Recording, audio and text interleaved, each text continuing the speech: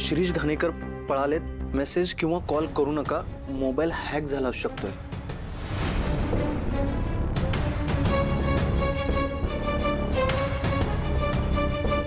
Madam, Shirish Ghanekar पळाले असा message आलाय.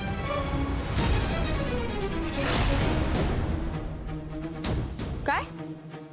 कोणी पाठवलंय? अननोन नंबर आहे.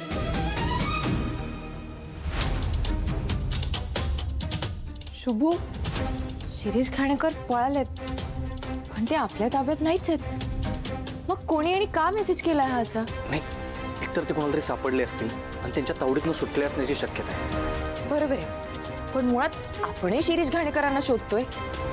या मेसेज करणाऱ्या माणसाला कसं कळलं? सगळी माहिती यो व्यक्तीच सांगू शकेल. या व्यक्तीपर्यंत पोहोचणं लय गरजेचं आहे. तो मेसेज इग्नोर करून नाही सांगणार आपल्याला. पण शुभू, आपला शिरीष घाणेकरांचा आणि ह्या माणसाचा काय संबंध? काय मी कळत नाही. मला सांग, अजून काही डिटेल्स आहेत का मेसेजमध्ये? नाही हो, हे बघा, फक्त असा मेसेज आलाय, शिरीष घाणेकर पळालेत, मेसेज किंवा कॉल करू नका, मोबाईल हॅक झाला असू शकतोय. थांबा.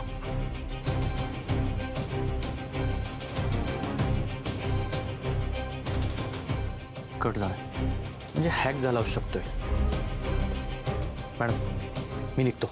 एक थांब, कुठे जाणार तू आता आणि काय करणार आहेस? मी काय करतो, हा नंबर कोणाचा आहे बघतो. जर शहानिशा करतो, जर तो माणूस मिळालाच तर शिरीष घाणेकरांविषयी काय माहिती मिळते का बघतो.